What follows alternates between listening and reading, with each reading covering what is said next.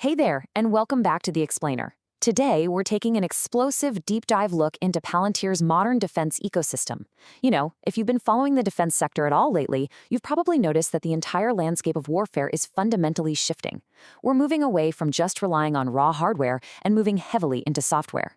So, today we're going to unpack the exact tech stack making this shift possible.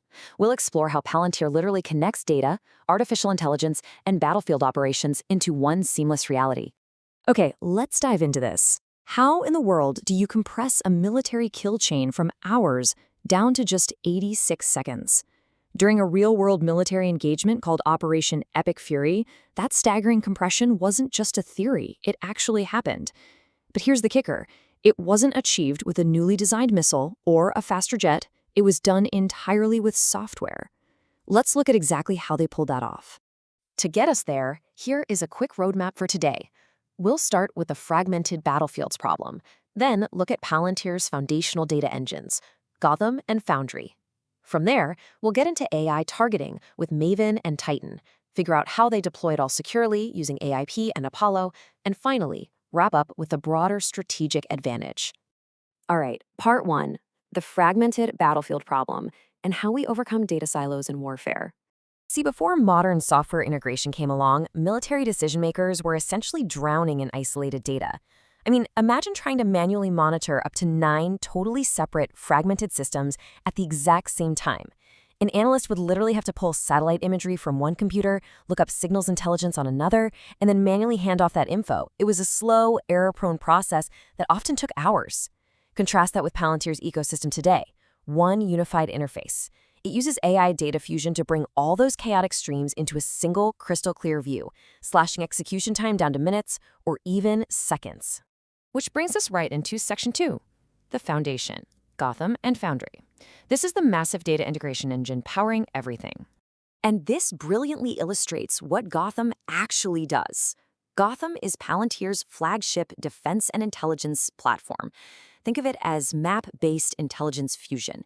It takes mind-bogglingly complex multi-source data, stuff like live video feeds and geolocation pings, and instantly integrates it into a single operational landscape. It essentially serves as the ultimate common operating picture for commanders on the ground. And just to be clear, Gotham isn't some new experimental beta test. This platform easily handles the highest levels of classified military data, and it's been a core defense platform for over a decade. Heavily used by the U.S. Army, Special Operations, and NATO allies, it enables real-time command decisions by fusing battlefield intelligence directly with high-stakes counterterrorism analytics. But, having the intelligence picture is only half the battle. That's where the Foundry defense stack comes in. Foundry manages the incredibly messy, complex world of military logistics. Because knowing where a target is doesn't really matter if your supply lines can't support the mission. Foundry optimizes those supply chains, manages mission planning, and runs predictive maintenance analytics. By using what's called a core ontology-driven architecture, it basically creates operational digital twins of military assets. That way, when an operation goes green, the supply lines and the intel are perfectly synchronized. Moving on to Section 3, AI targeting. Maven and Titan.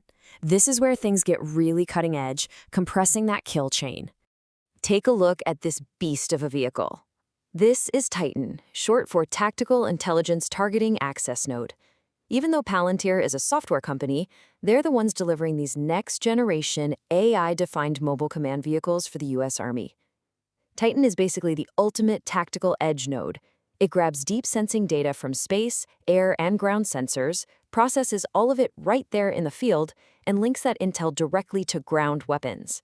It's essentially a rolling data center, meaning frontline troops don't have to wait around for some distant headquarters to analyze their intelligence. Now, to really appreciate what Titan and Palantir's software actually accomplish here, we need to quickly understand the traditional military kill chain. It's known as F2T2EA.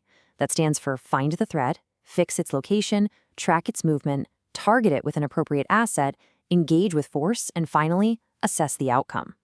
Historically, navigating these 6 steps across silo departments used to take anywhere from 6 to 24 hours. And as you might guess, by the time a strike was actually authorized, the target had usually moved. Enter the Maven Smart System, or MSS. Maven is the AI powerhouse that takes those 6 manual steps we just talked about and completely automates them. It constantly fuses incoming drone, satellite, and sensor data to process a staggering 1,000 targeting recommendations every single hour. It automatically generates courses of action, basically telling commanders exactly which asset should engage which target. And this isn't just a concept. It's actively utilized by over 20,000 users across major U.S. combat commands right now.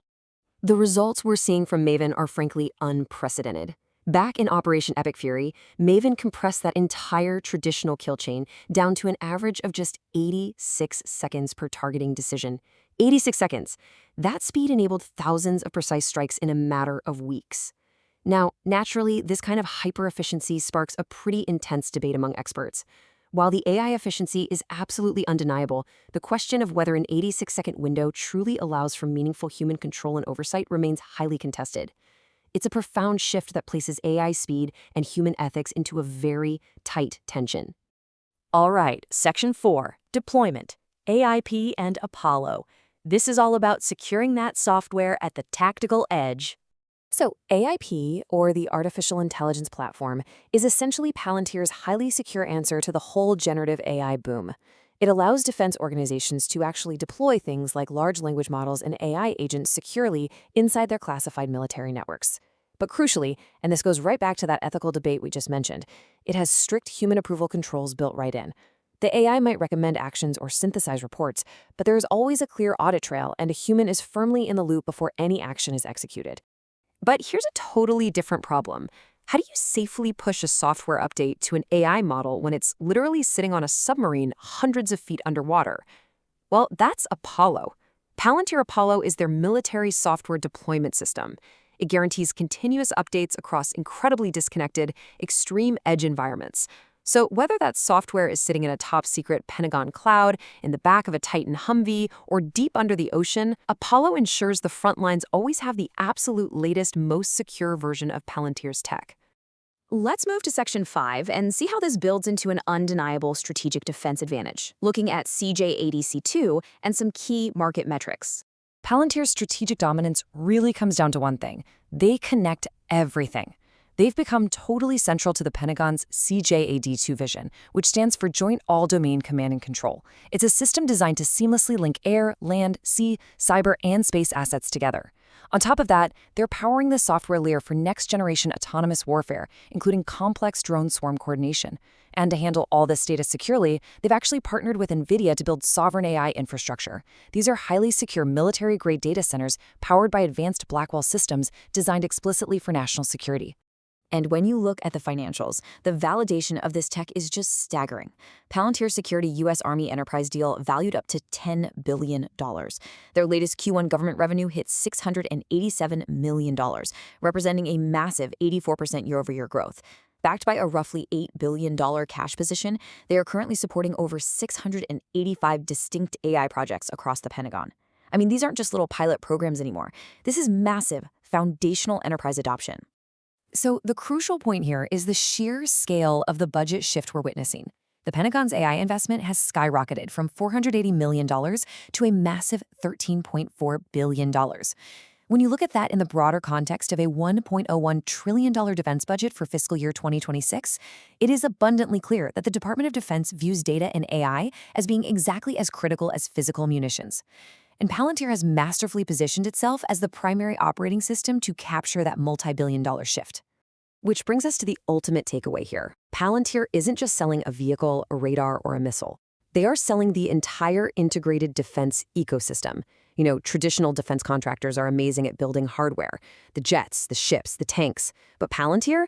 They're building the digital nervous system that tells all of that hardware exactly where to go, what to target, and how to operate synchronously in real time.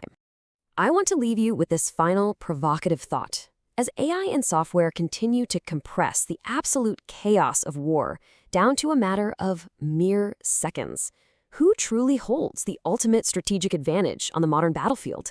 Is it the side with the biggest weapons, or the side with the fastest, most integrated data?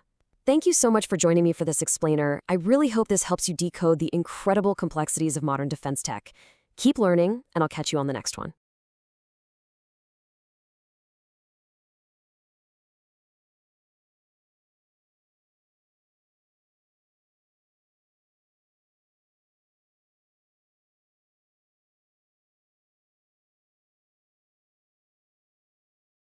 A massive thank you to everyone in our community.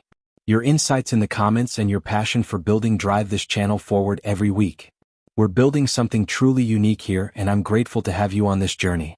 If you got value from today's breakdown, smash that like button, subscribe, and share this with a fellow creator or builder. This is Mike from Code and Story. Keep building, and I'll see you in the next one.